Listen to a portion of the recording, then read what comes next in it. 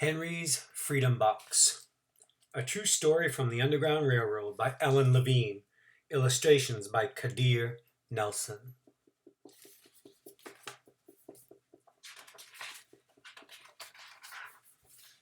Henry Brown wasn't sure how old he was. Henry was a slave, and slaves weren't allowed to know their birthdays. Henry and his brothers and sisters worked in the big house where the master lived. Henry's master had been good to Henry and his family, but Henry's mother, she knew things could change. You see those leaves blowing in the wind? They are torn from the trees like slave children are torn from their families.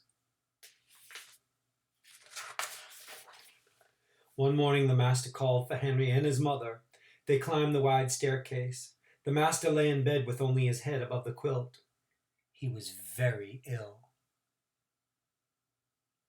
He beckoned them to come closer. Some slaves were freed by their owners. Henry's heart beat fast. Maybe the master would set him free. But the master said, "You're a good worker, Henry. I'm giving you to my son. You must obey him and never tell a lie." Henry nodded, but he didn't say thank you. That would have been a lie.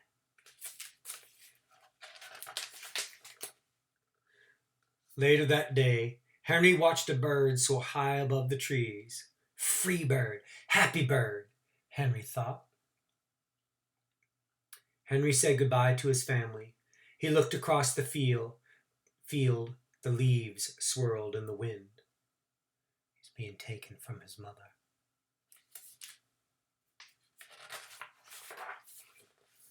Henry worked in his new master's factory.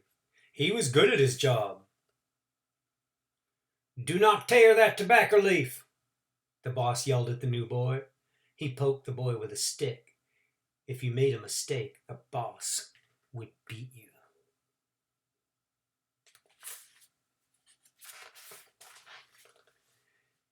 Henry was lonely. One day he met Nancy, who was shopping for her mistress. They walked and talked and agreed to meet again. Henry felt like singing, but slaves didn't dare sing in the streets. Instead, he hummed, "Mm-hmm, mm-hmm," all the way home. Months later, Henry asked Nancy to be his wife. When both of their masters agreed, Henry and Nancy were married. Soon there was a little baby, then another, and Henry knew they were very lucky. They lived together even though they had different masters, but Nancy was worried because her master had lost a great deal of money. "I'm afraid he'll sell our children," she said. Henry sat very, very still.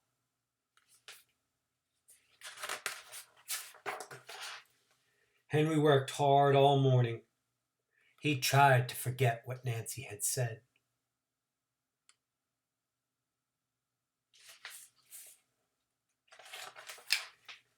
His friend James came into the factory and he whispered to Henry, "Your wife and children were just sold at the slave market." "No!" cried Henry. Henry couldn't move. He couldn't think. He couldn't work. "Twist that tobacco!" the boss poked Henry. Henry twisted tobacco leaves. His heart twisted in his chest.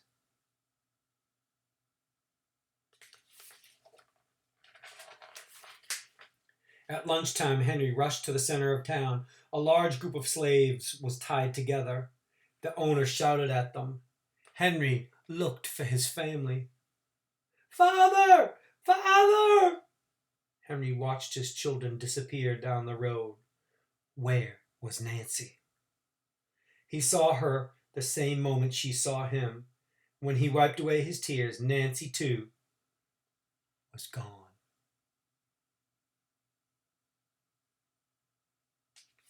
How sad. Henry no longer sang. He couldn't hum. He went to work, and at night he ate supper and went to bed. Henry tried to think of happy times, but all he could see were the carts carrying away everyone he loved. Henry knew he would never see his family again.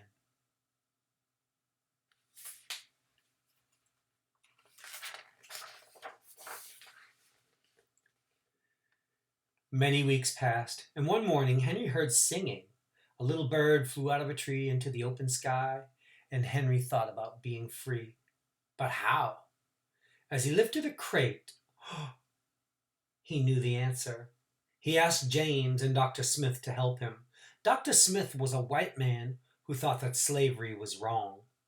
These people were called abolitionists because they wanted to abolish slavery. They met early the next day at an empty warehouse. Henry arrived with a box. "I will mail myself to a place where there are no slaves," he said. James stared at the box, then at Henry. "What if you cough? And what if someone hears you?" "Well, I'll cover my mouth and hope," Henry said. Dr. Smith wrote on the box, "To William H. Johnson, Arch Street, Philadelphia, Pennsylvania." Henry would be delivered to friends in Philadelphia. And then he printed on the crate in big letters, "This side up, with care."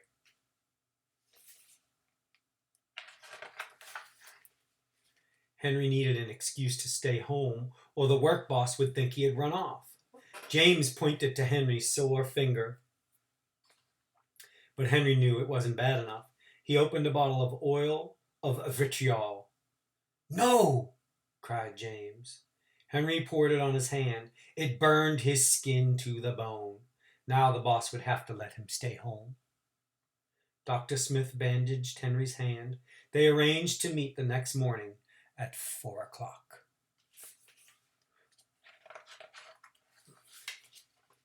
The sun was not yet up when Henry climbed into the box. "Ready," he said. James nailed down the lid. Dr. Smith and James drove to the station. The railway clerk tipped the box over and nailed a paper to the bottom. Dr. Smith begged the clerks to be careful, but they didn't listen. They threw the box into the baggage car.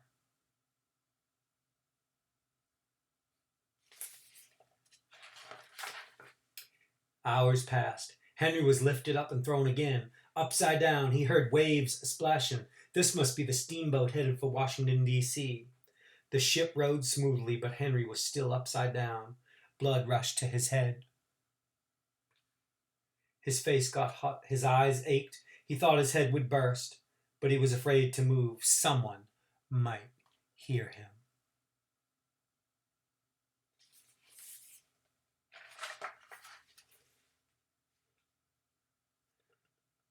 "I'm tired of standing," someone said.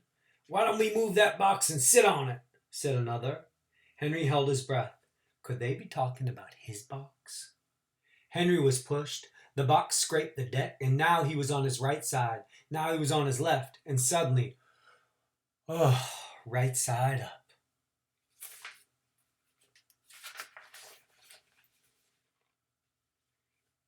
"What you think is in here?" said the first man. "Mail, I guess," said the other. "I am mail," thought Henry. But not the kind they imagined. Henry was carried off the steamboat and placed in a railroad car, and this time head up. He fell asleep to the rattling song of the train wheels.